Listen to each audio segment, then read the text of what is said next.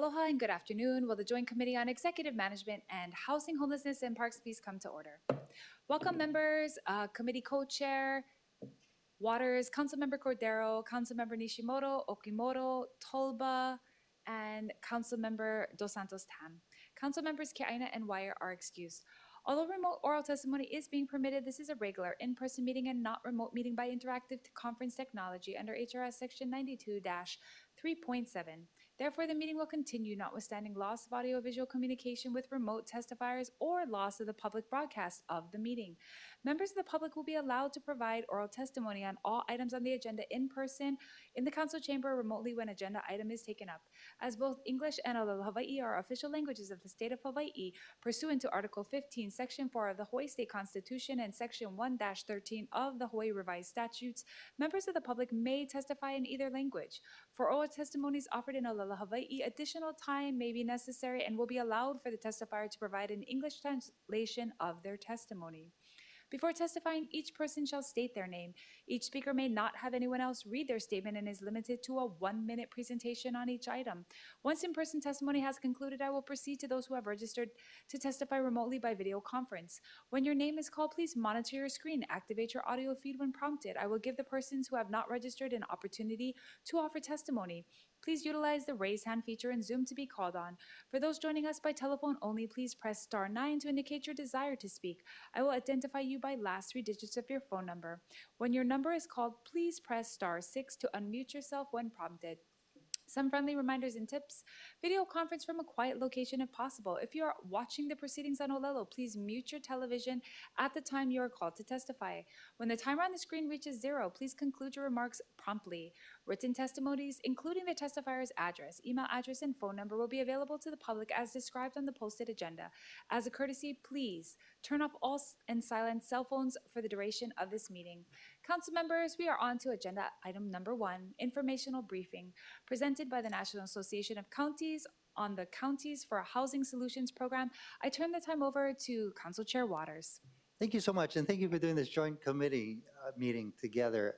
It's really excited to introduce you all to Patrick Spence. He's the Program Manager of Economic Mobility of the National Association of Counties. About a year ago or so, I was invited to participate in a cohort of various cities across the country, and it was put on by Patrick Spence and his team, where we would look at county-owned properties that we could build affordable housing on. And we came up with a presentation to the Department of Land Management. We haven't quite done that yet, but here is Patrick Spence in order to lay out what we did during our cohort and what we can continue to do. It's almost like he gave us a recipe to a really, really, really good dish. And here he is. Back to you, Co-Chair Tupola. Thank you, Mr. Spence. Please proceed. Thank you very much. Aloha, good afternoon. It's an honor to be here. My name is Patrick Spence. I work for the National Association of Counties in Washington, D.C. If you don't know what that is, we represent all 3,069 county governments across the United States, including, of course, Honolulu. And I specifically have our portfolio focused on housing and economic development. Next week, we're hosting our conference, and I hope to host some of you over in Maui. So I was delighted to be able to make this in person. So happy to be here. If I speak poorly, I'm going to blame that on jet lag, but let's get started. So over the past year and a half, I worked in partnership with Chair Waters as well as staff, including Chris Chastik, Duncan Osorio, Lily Hiroka, Alika Kipaloma, and Kevin Imanaka, to basically take a look at county-owned land that can be utilized for affordable housing. And I should say, I'm with NACO. I'm not from here. I'm from the continent. I'm not here to tell you, what you should do with your land.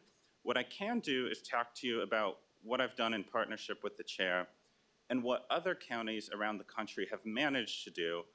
And it's up to you to decide, is this work worth prioritizing?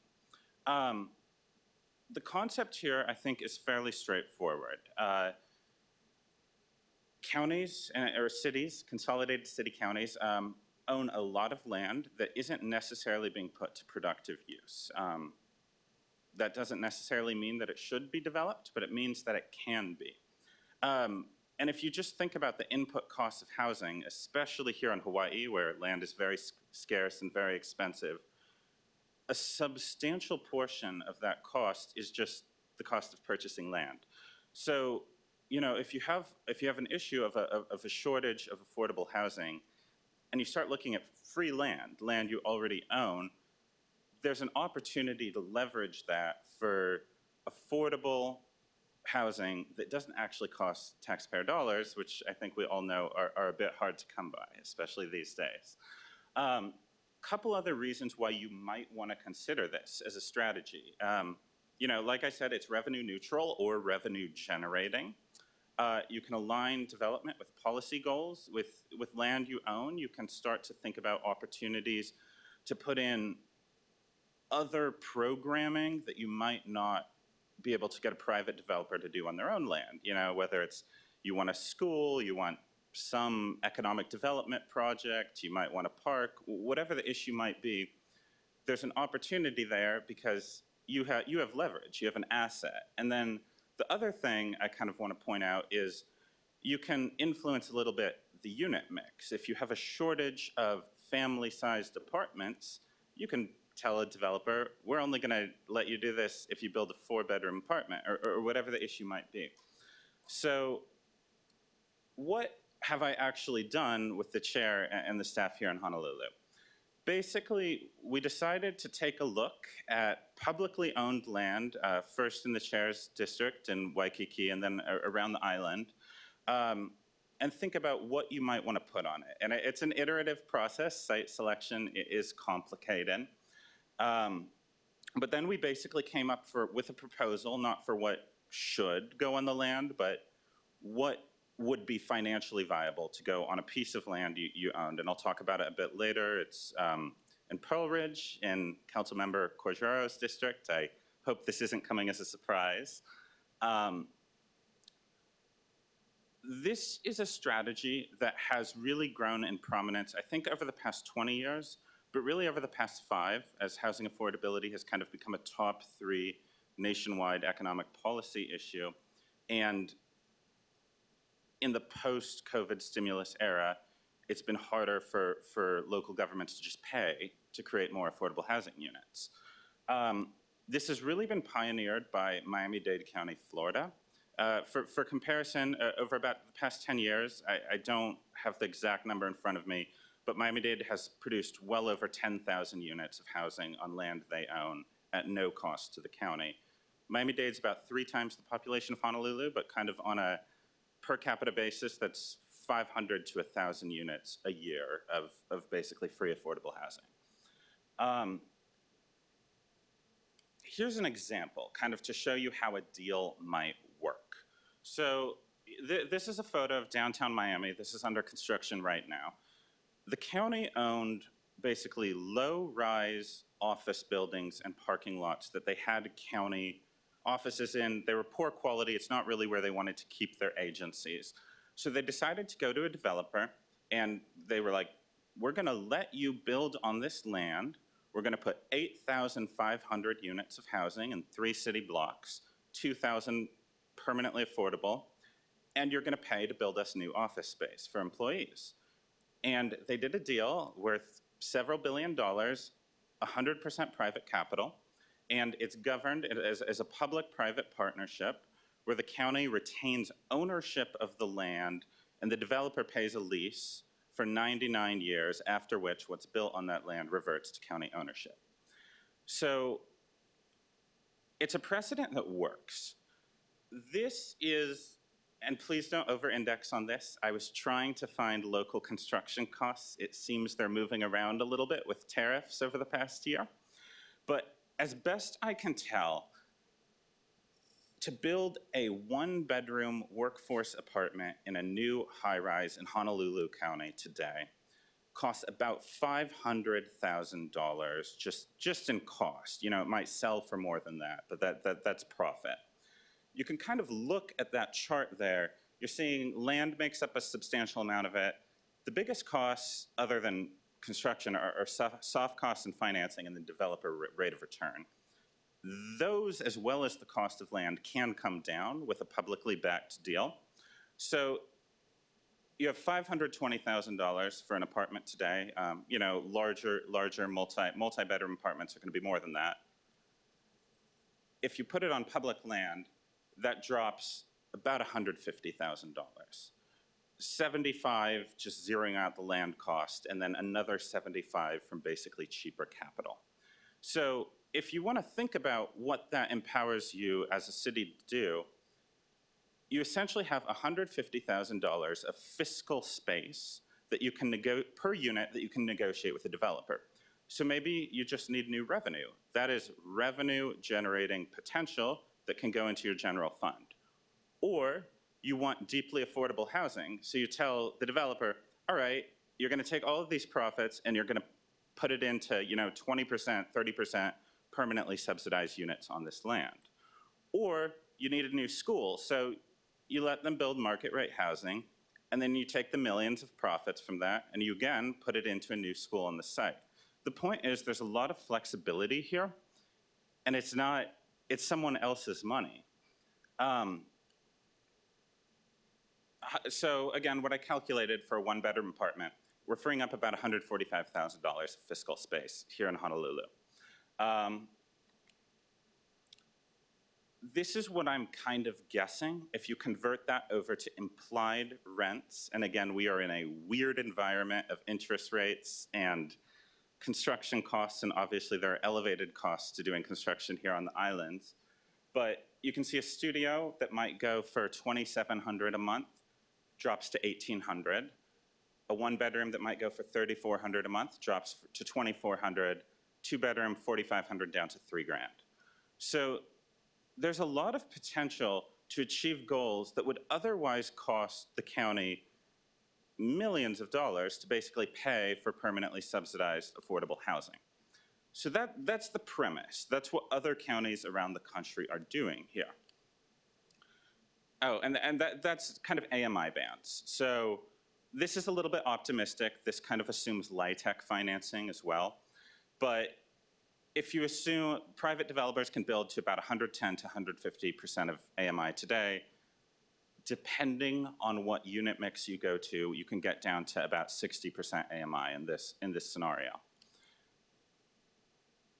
In partnership with the chair, we looked at a handful of sites kind of around really the urban core of Honolulu.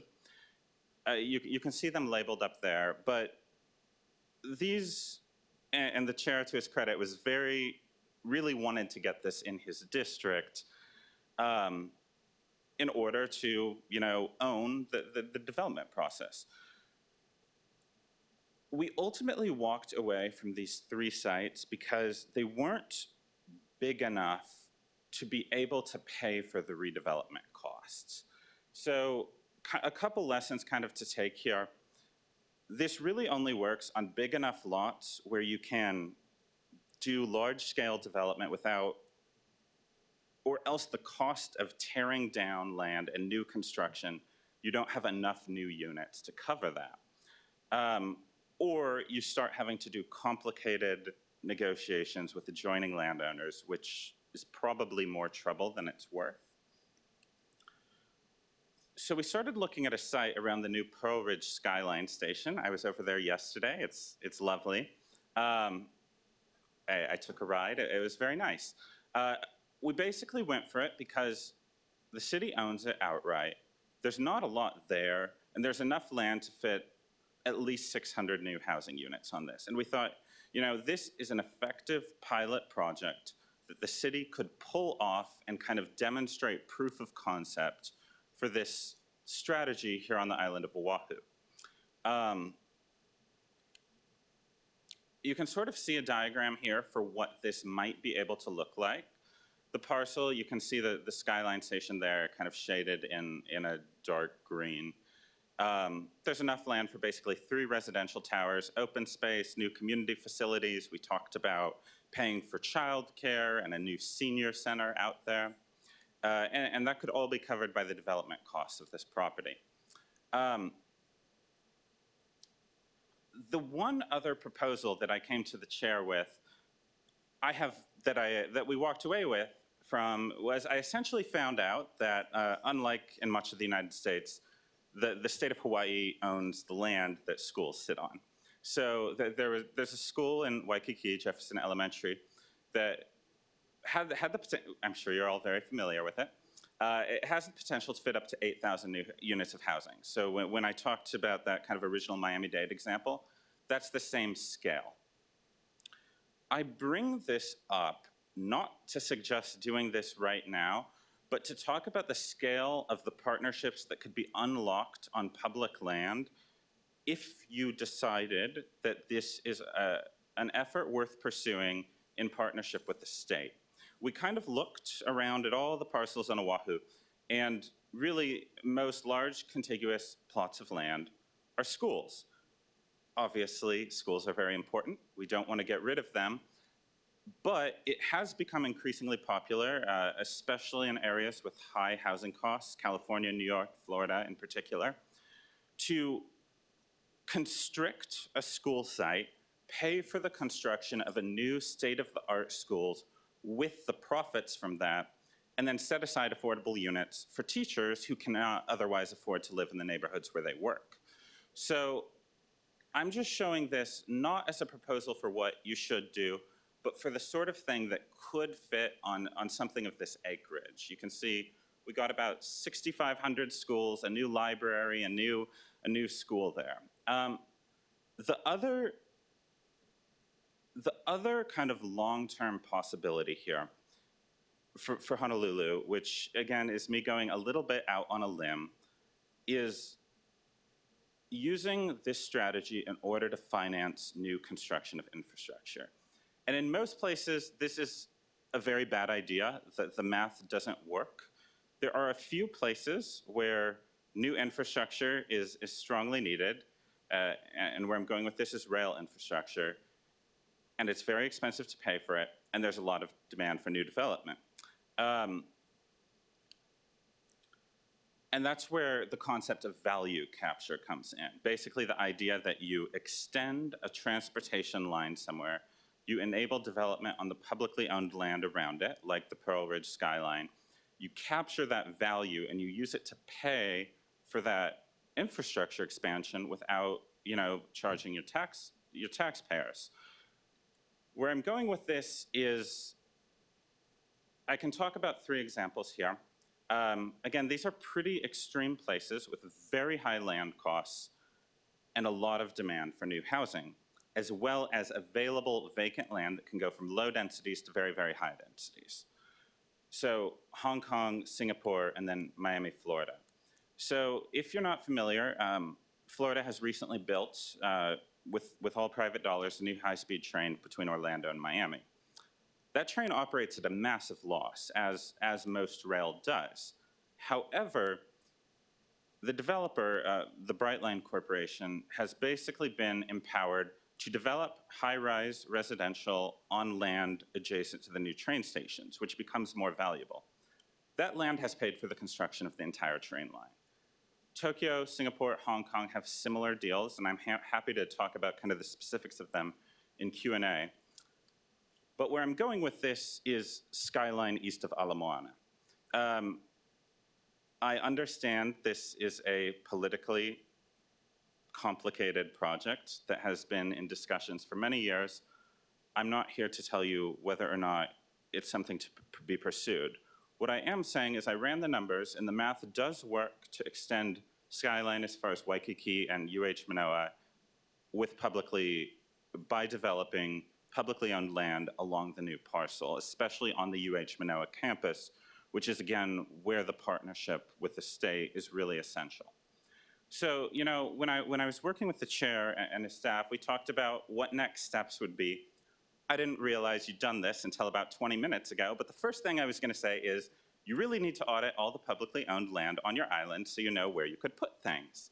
And I'm delighted to hear that's moving forward, as the presenter before me said. This is something that's basically kicked off the whole Miami development cycle about a decade ago.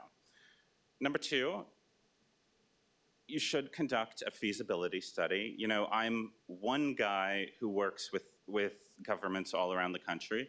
I can tell you, you can drop the cost of a new affordable housing unit from about $500,000 to about $350,000 with publicly owned land.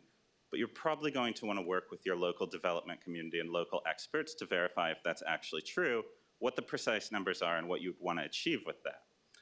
The other things you can do is you can't just open an RFP process and let developers come to you with proposals. That's very cheap because they're doing the planning work themselves. Obviously, there's a lot of negotiation that goes into that. And then there's coordinating with the state. I didn't realize, again, that this was work Honolulu was already doing, but I was going to show kind of what you get when you audit all the land you own. So right here, you can see a map of kind of the center of Miami-Dade County, Florida, 3.5 million people there. Purple is basically all city, county-owned land that nobody's using right now. The lines are rail, either current or planned, that's being paid for with this construction. And basically, by having this asset, you can think a lot more rigorously and in a much more data-driven way about what's achievable. So, you know, if I can sum up the point, local government can't control anything. You do control land, and the math changes when you start looking at that as an asset instead of something you just have on your books. Thank you very much. Mahalo. I'm happy to take any questions you might have, either about this or just the work we do in general. Thank you so much, Mr. Spence, for your presentation. At this time, I wanted to call up the Housing Director for Department of Housing and Land Management and get him a nice seat in the front row, just in case we have questions for both of you. So if you wouldn't mind coming up, we'll just give him a second Sure. to introduce himself. You know, he is representing the department that has more purview and say over the things that you're sharing today. Go ahead. Good afternoon, Housing Policy, Gavin Thornton, Housing Policy Director within the Department of Housing and Land Management. Thanks for this, happy to be here. Thank you so much. Okay, council members, we're gonna open up for questions, either for our department, you know, because it might be a little bit more practical for us to ask those questions, or you can ask to our presenter who's visiting us today. Go ahead, Councilmember Toba. Thank you. So I didn't see up my district up in your study, but I do know that in the last several years in my district, a lot of developers did not or wasn't able to pencil out along TOD land supposedly. And so my question is, we have these rail stations and this parking in Waipahu. Yeah. And I see a lot of mixed use going up on city-owned property that already has, you know, kind of like your Per Ridge, your Per Ridge slide. Or what about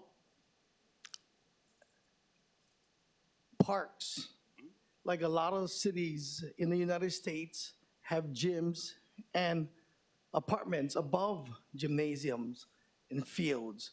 I'm just, you know, it's kind of frustrating when, and again, this is just my comment, nothing to you, but you know, we tell the people that we're gonna build rail, have this infrastructure to build affordable housing, or, you know, and then I gotta go to a neighborhood board and say, we're building one storage facility. Or developers saying they cannot pencil out. I think we had this conversation, Tommy, before, and how do we find ways along my district in TOD to build affordable or build housing, kind of like what we saw or what you presented along Per Ridge. Because apparently, when we ask about affordable and building, there's no city land. We've asked many times, is there any city property in my district that we can build affordable housing? Well, I don't know the exact circumstances, and again, I'm not telling you whether or not No, I get it. but you know, that's obviously a question for this body to consider. I will say three things immediately come to mind. Number one, you can't just have loss-making uses on this land and expect it to pencil without a taxpayer subsidy. Maybe for some limited LIHTC deals, but in general, these Miami-Dade examples that are getting you 5,000, 10,000, 15,000 units, they're a mix of extremely lucrative development, either Class A office space or high-end apartments, and you take the profits from that and then put it into whatever the loss is. So that could be affordable housing, or you develop half the lot as whatever, and then you put a park on the other half and you pay for it with that cross subsidy. I'm certainly happy to look at a specific context, but I can say, I said we originally considered sites in Waikiki and a little bit west of Chinatown, and we couldn't find a way to make the numbers work because the lots were too small and they had kind of existing empty buildings that would have to be paid to be demolished. So it's a lot easier to make this work when you're talking about 10 acres of basically vacant land where you can really go big. Okay. Yeah. Yeah. Have you ever like maybe even discussed the fact that we can use some of our parklands to build affordable housing? Yeah, Mr. Spence, I'm going to have the department Yes, of answer course. this question. Thank you. Just a quick, Yeah, I just no, throwing it's- out stuff there in hopes that maybe something stick. I don't know. So have you guys ever thought ahead. about that? Because, yeah.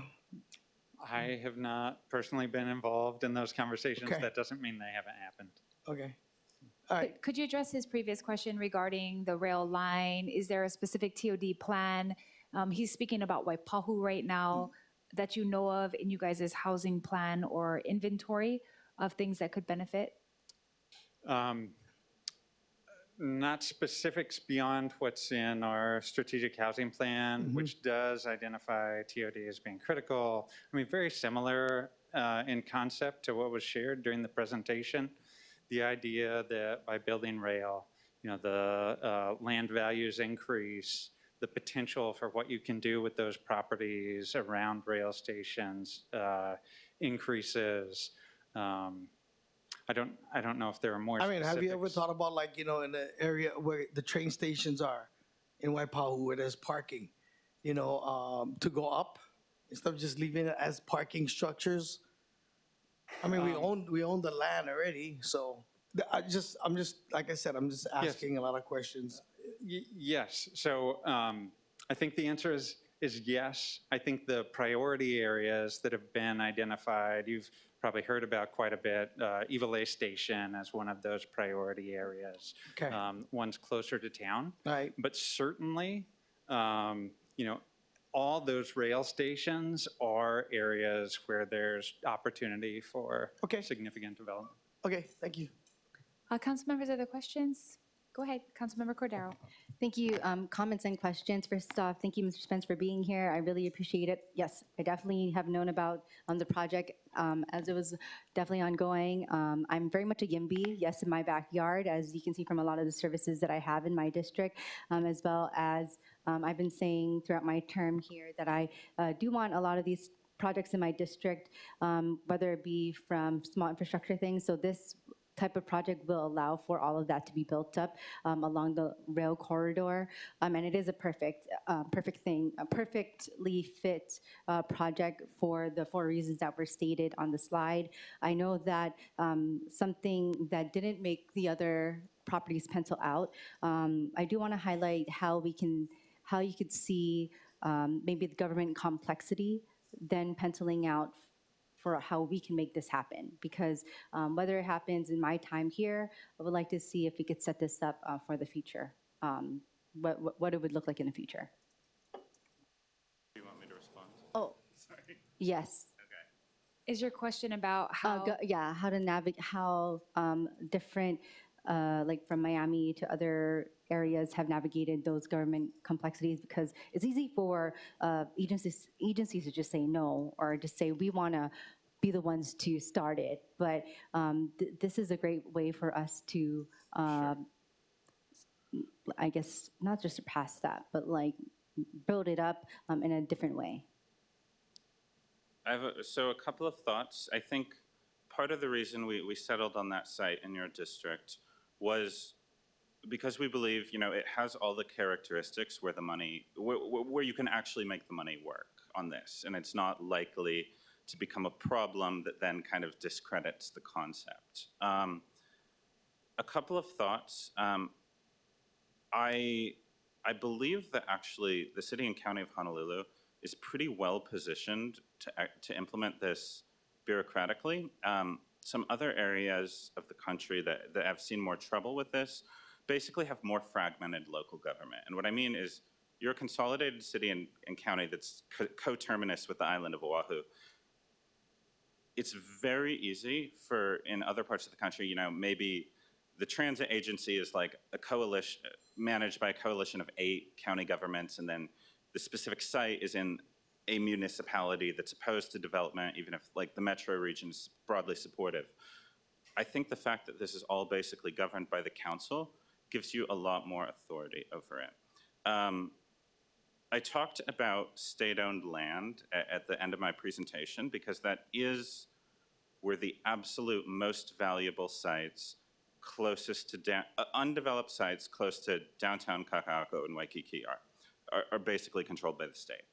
I would caution against pursuing that unless you've already accomplished something on city-owned land first, because you can just do it, right? It doesn't require an additional layer of political buy-in. Does that fully answer your question? A little bit, and I think it does help and does give hope to hear that we do have a more consolidated government structure right now.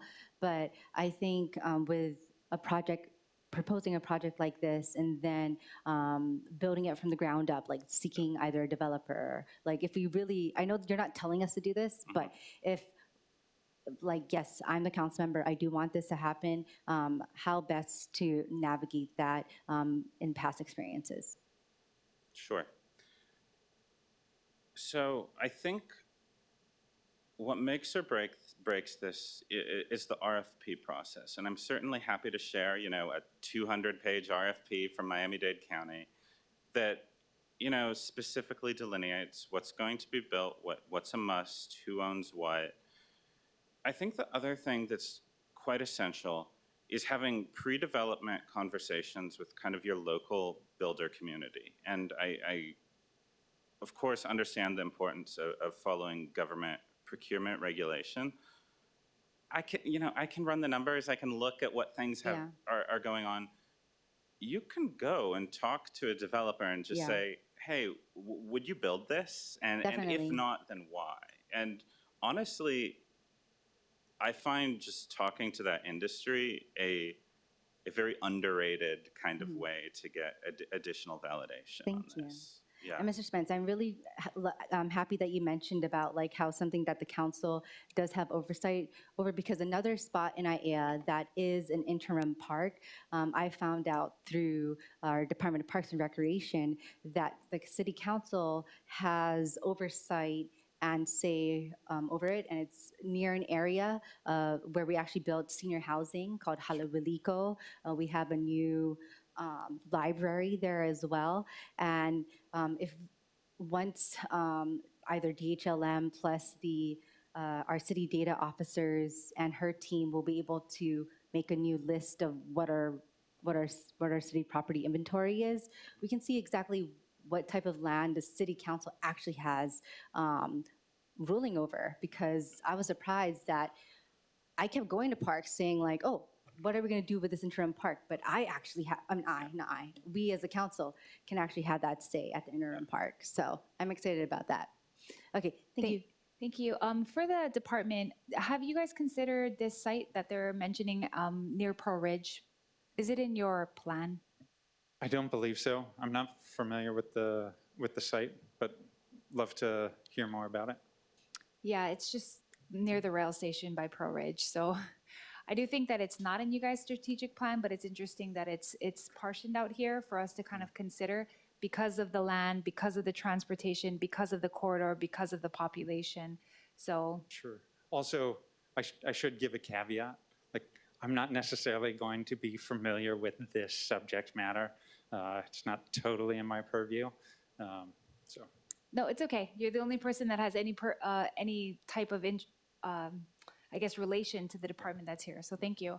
Council members, other questions? Councilmember Dos Santos. Thank you, Chair. I wanted to start on slides 7 and 8. So this slide depicts the difference between the financing stack for a privately funded project and one that is, or rather is on private land versus one that's on public land. So I think the implication between slides 7 and 8 is if the land cost is removed, that takes away $75,000 per unit. I wanted to dive into the soft costs and financing line, the sort of medium blue color here. In this estimated stack of 520,000, how much did you estimate the soft costs and financing here in Honolulu would be? I'd have to grab my laptop and open up the Excel spreadsheet. Is it more or less than the land cost? It's comparable. It's very similar. Okay. Yeah. And That so- may be an underestimate for what's possible because this was kind of looking at data in the western part of the island, and obviously Okay.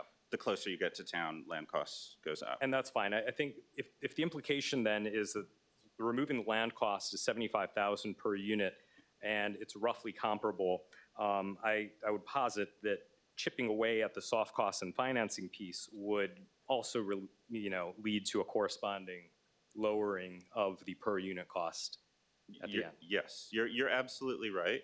I think that's particularly helpful here, basically because if the city council is definitely going to approve a project that basically lowers risk for a developer, and there are some other strategies here to basically further lower risk and get cheaper capital that, in particular, senior housing was mentioned. If you can basically pre-negotiate leases for some percentage of the units there, and that's an opportunity to bring that down. And you just mentioned cheaper capital, and so part of this slide here under the medium blue color is soft costs and financing.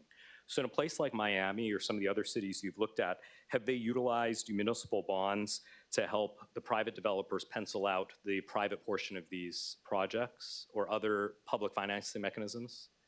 I believe, and I'm not 100% sure on this, I believe the answer to that is no. In particular, I know the largest Miami deals were all structured and financed by JP Morgan Chase. However, in the TOD example, basically the Brightline rail system, I know those used tax-preferred infrastructure bonds to build out the railway, and then that kind of unlocked cheaper capital there. Okay. I'm happy to get you a more sophisticated answer to this. I just don't want to say the wrong thing. Yeah, no.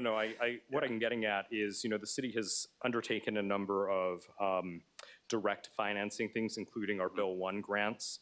And it seems to me that, as you mentioned, cheaper capital and reducing the cost of financing appears in these examples certainly to help. Absolutely. And I think the real takeaway here is that the construction costs, even on the islands where they're kind of famously higher than elsewhere, are, at most 2/3 the cost of construction. So once you start looking at the other things, financing, soft costs, and land, there's a lot of kind of space to reduce those, even if, the price of concrete is what it is. So I then wanted to go to slide 10, which is the estimated and illustrative rents for a private project, studio, 1-bedroom, 2-bedroom, and then on public land. I did sort of a quick back of the napkin here. On the private land side, it ranges from 110% AMI for a studio to about 130% AMI for the 2-bedroom. On the public land side, it's about 75% AMI to 90% AMI, and this is if we use public land and try to reduce these costs. But on the next slide, on slide 11, it estimates a feasible range to be between 60 and 120. So what can we do to further shift the estimated rents to be lower? Because we've wanted to target a lower AMI audience, 80% AMI and below. So two things. On the prior slide, basically, that gap in rents is basically the gap in like what would pencil based on the total cost. Then it comes down to like the mix of what you put in a development. How do you get to 60% AMI without an additional subsidy? You build a lot of very high-end units, take the profits of that and cross-subsidize the 60%. Or you go more for the middle and you're mixing 90 and 120. So the point is there's a lot of there's ability to choose what to prioritize. No, I think that's a really important answer, and I really appreciate that because we, as the council, earlier this year, a number of housing bills were introduced that would have changed the ability for developers to deliver units within a range that would have let these lower income AMI target units be built. And so I want to make sure that we have a cohesive housing policy here. So I think that's super helpful. The last question that I have is on slide 9, we talk about capturing ongoing ground leases. And this is ongoing ground leases of public land, right? City-owned properties, and capturing the revenue from leases of city-owned properties, correct? In Miami, you mentioned on slide 6 that they had county office space, recreation center, cultural arts campus. This cultural arts campus was run by somebody else, right? Some museum probably, or university, I think so, something yeah. like that. And so what was, the structure for that was a lease, right? Yes. So basically there was a master developer, I believe it was Related, is the name of the corporation. I believe the county basically signed a 99-year ground lease to transfer this land to the Related corporation that then pays money back to the county, and then in, I guess, the year 21, 25, it reverts to county ownership. The master developer is then kind of bound by contract to maintain these uses and I think lease the county office space back to the county for like $1 a year or something like that. I see. Yeah. And so there's also opportunities, I think, for the spaces that are built in these buildings to also be leased for other uses as well, directly leased by the city. Yes, absolutely. In the case of the Pearl Ridge scenario, we kind of mocked up. It was kind of communicated that a priority was increased space for senior citizens as well as increased daycare slots. So we kind of built in a space for both of those and assumed you would receive 0 revenue on that, and then kind of decided to see, do the numbers still work? And they do, but at the cost of giving up those lowest 60% AMI units. So then again, it's a question of prioritization. I see. So in that scenario, if we had leased it out not at 0, but some reasonable amount, that would be revenue to the city that we could dedicate to other things theoretically. Sure, yeah. Okay. That's the point. You have a lot of flexibility. You own it, you get to set the terms. Great. I really appreciate that answer because I think that's key to understanding how we can better utilize city spaces and do it. We have struggled for a year since Bill 35 was introduced over a year ago and not moved on how we lease out land. And I introduced Bill 10, which has not been referred to a committee several months ago, dealing with city leases and potentially generating revenue from our city-owned land that could be used for housing and other purposes. And I think that that's a really important thing that I want to return to at some point during discussion. So thank you. Thank you so much. Any other council members who haven't gone yet have any questions? Oh, Chair Waters. Thank you so much. I mean, you've kind of already touched on the topics that I was going to ask you, especially on the Pearl City project, dealing with daycare or affordable senior housing, which I love that idea. On slide 21, you have next steps. Yeah. Can you explain a little bit more? I mean, you kind of did about conduct a feasibility study. Yeah. It could be as easy as talking to a developer and saying, hey, are you willing to build this? That will it pencil? But if the city were to put some resources towards that, what would that look like? Sure. Well, this is where you want to start talking to folks who, number one, work here on Oahu and aren't me, and number two, those who can really have better access to industry data than I do. I can't, read a pro forma by a Honolulu developer. A couple points here. My perspective, without being fully aware of the context here, is that if you're going to conduct a feasibility study and invest, the basically contract management time in that, you may as well do it for more than just the Pearl Ridge site and think about, a pipeline. Like in Miami-Dade now, they're kind of permitting one of these every 3 to 6 months. So that would really be about auditing your land, which I'm already understand you're doing, so that's great. You could work with a consultant. You could work with Manoa. You could work with, or maybe you have internal staff capacity. I really don't know. To basically go through these sites and see, does the math work on development? I think an important question here for the council to consider is what are the things you want to prioritize with those kind of implied profits from this land? Because there's basically a series of things you can do. The council member said, talked about 60% AMI units. That's very expensive. It doesn't mean it's not worth doing, but if you do that, you have to understand you're giving up the ability to do something else. Maybe your goal is just to generate revenue for the county so you can continue to provide core services like education, public health, and so on. Maybe your goal is to build a park in your district. Maybe your goal is a library, a school, a community center, whatever the thing is. So I think, thinking really rigorously about what those should be, and then having a feasibility study take that into consideration and come up with actual proposals for how you'd fit those into land you own and how you'd pay for it. Does that answer your question, Chair? Yeah, no, I appreciate that. And the second thing was the RFP process. Yeah. And I think you've already shared with my office a copy of the Miami-Dade County RFPs, which we're happy to give over to DHLM. Because why recreate the wheel? We could just use the same exact RFP, just change Absolutely.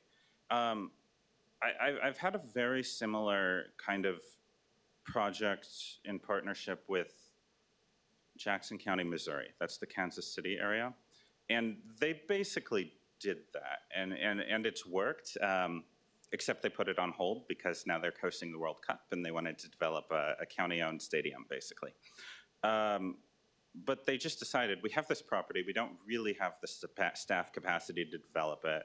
We're going to just open up an RFP and see what builders put forward. And that's an option you can do. It certainly gets you to construction faster. Studies take time. Right. No, I appreciate that. Thank you so much. And can I have a follow-up question with DLM? For DLM, please. So one of the things that Mr. Spence just talked about was whether or not the city has internal staff capacity. So I ask you, at DLM, do you have internal staff capacity to look at a feasibility analysis on various parcels, including parks, as Councilmember Tolba suggested? So sorry, I am not the right person to ask that. That would be a question for our Director OJ. Well, he's not here. Yeah, that's right. Hopefully he's watching, or can you perhaps at least tell him to watch this on YouTube? Certainly, yes. Second, Councilmember Dos Santos Tam brought up Bill 35 and Bill 10. And I had asked your department for amendments on Bill 35 at least, and OER, the same exact question. And both DHLM and OER promised amendments, and this has been months and months, and I haven't seen anything from your department or OER regarding possible amendments. And this is dealing with leasing city properties, right? And basically what Bill 35 was doing was allowing one person, the director of the Department of Land Management, to lease a city property without any oversight by the city council. Zero. So I asked them to put some safeguards in there. Can you give us an update on when we can expect Bill 35 amendments from your department?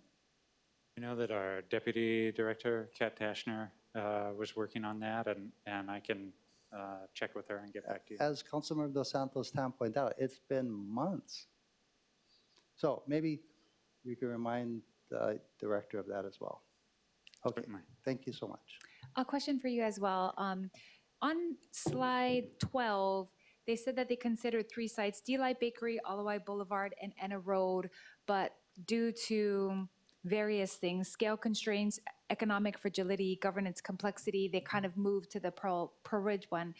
On the strategic housing plan that the city put out, there's only 10 properties, and these are 3 of the 10 properties. I'm going to read it out loud because we've brought up this many times, and to Chair Waters' point, and we asked how they were chosen. So how are these sites chosen? Are they feasible? Are they actually the best sites to build on? So it's Kapolei lots 1 through 5, Waianae Transit Center, Royal Kunia, 1615 Alawai, Anna Road, 1421 Pensacola, 82840 Iwalei Center, Baratania Street, D-Light Bakery, Mililani Park and Ride.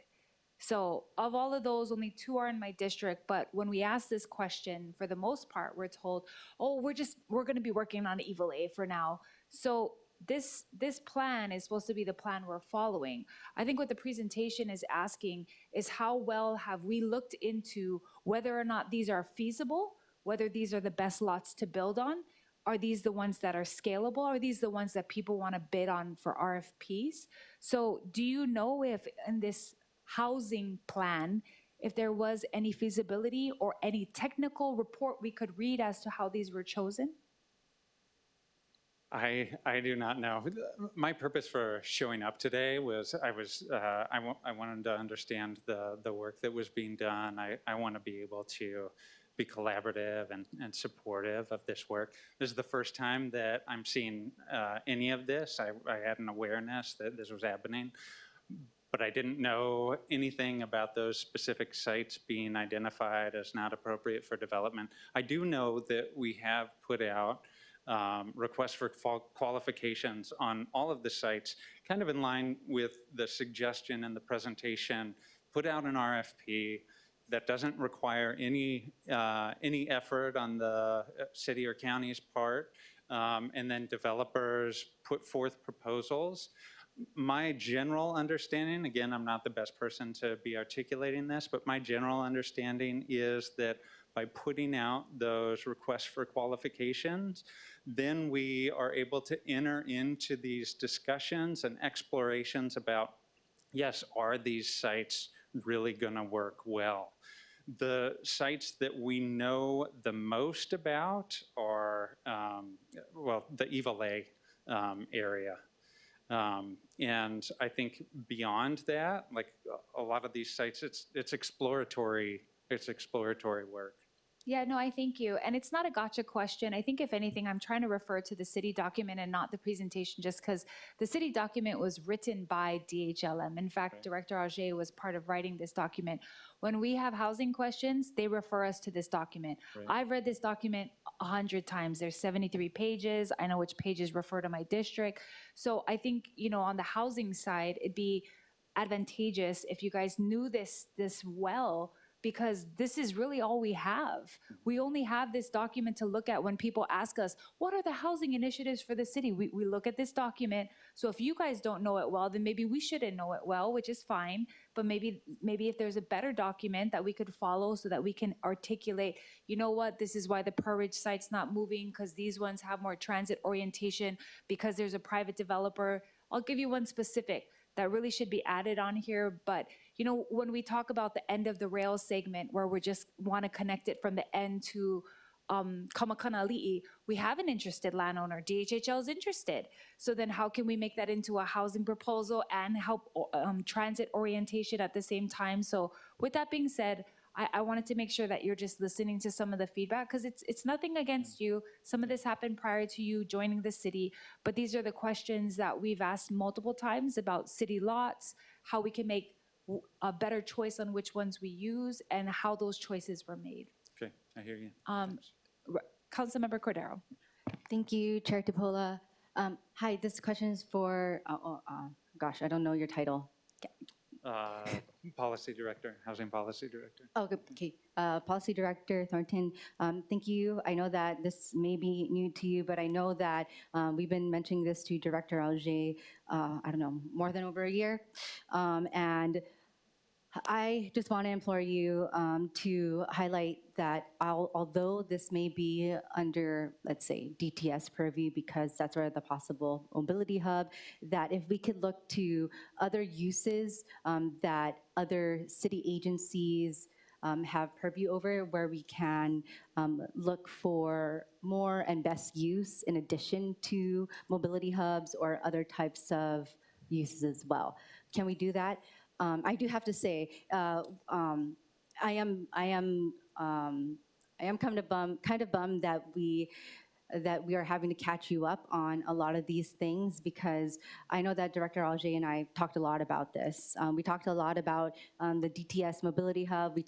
I talked to DTS when Director of Transit Nochi was the deputy director for the whole department, looking at how we can get past any government complexity. I'm really highlighting that you and I and we all have maybe 200 days left in our terms here. And so I'm just really trying to figure out how we can start to lay the base out until someone else comes into my seat and wants to scrap it all. So let's get it started. So how can we get that started? Sorry. Can you help us frame this and start the list steps to get this going? I don't know the steps to get this going. And your feedback is appreciated. I get it. Thank you. Okay, but maybe you can take that back to Director Alger. Certainly. I know that Director Alger mentioned in the last, well, one time he said that we could definitely check out the site too. This was maybe a few months ago, but the last discussion that we did have was that we want to work on Iwilei Center, as Chair Tapula mentioned, and then we'll use Iwilei Center as a basis for things like Kalawao/Pro Ridge. But I don't think we should. We should operate in a consecutive basis. Not consecutive, like, or one after the other. We need to work at it consecutively. So that's what I'm hoping to urge. I agree that makes sense. There are just some real world challenges to ramping up a new initiative. The work that the department is doing hasn't been done at the city. I feel like I'd be repeating a lot of what you've already heard directly from Director Auger. I think everybody at DHLM is interested in moving as quickly as possible and working very hard to do so. There are just practical limitations with the amount of work that can be done, the amount of sites. It's important for us to be focused. And my sense and understanding is that we are very focused on Iwilei in particular, looking at these other sites, always happy to explore other opportunities and have these discussions. But there are just real world limitations in terms of people's capacity and then also just resources and funding. Yes, thank you. And I deeply understand that, Policy Director, but I also want to recognize that the work that has started over the past year in partnership with NACO, with Mr. Spence, I think is a good portion of the start of the work. And if we can get that collaboration from the administration to then move it forward, I think it would be a lot quicker of a timeline and will ease up some of that burden that DHLM does have. So it would be best to agree to this collaboration. And yeah, Okay. Thank you. Thank you. Yeah, thank you so much, Council Member. Any other questions from Council Members? I just want to say we appreciate you being here. Thank you for taking all of our questions and entertaining our thoughts. I do think when she says move concurrently and you're saying we can only move in so many directions, I agree with both. In fact, this housing policy document that we have, maybe just have two things on there instead of 10. Because I think if we can do two things that we think we can get done and that are around TOD and that it makes sense and we have people willing to bid on it and it's going to, like, that to me would be a good use of our effort. And that's why Chair Waters asked about staffing. We can't have dreams with no staff. We can't have initiatives pursued if people aren't able to do it, right? So policy-wise, I'm glad you're here because we're talking about what policies would really help us. So thank you for being here. Thank you. I appreciate that. I do feel like I haven't done the best job representing the department today. I am thankful that when Director Auger is back in town, he is going to give an informational briefing on all the work that DHLM is doing. He'll do a much better job than I have. But appreciate the work that you're doing. Appreciate you having me here, and mahalo. Well, in my eyes, you did the best job because you showed up. So thanks. We appreciate it. We appreciate all the efforts from the departments. I'm going to go to in-person testimonies. Clerks, are there any registered or non-registered in-person testifiers? Chair, there are none. Let's go to remote testimonies. Are there any registered remote or non-registered remote testifiers? Chair, there are none. Okay. All right, council members, it is 4:20. We thank you for your time today. There being no further business, this meeting is now adjourned.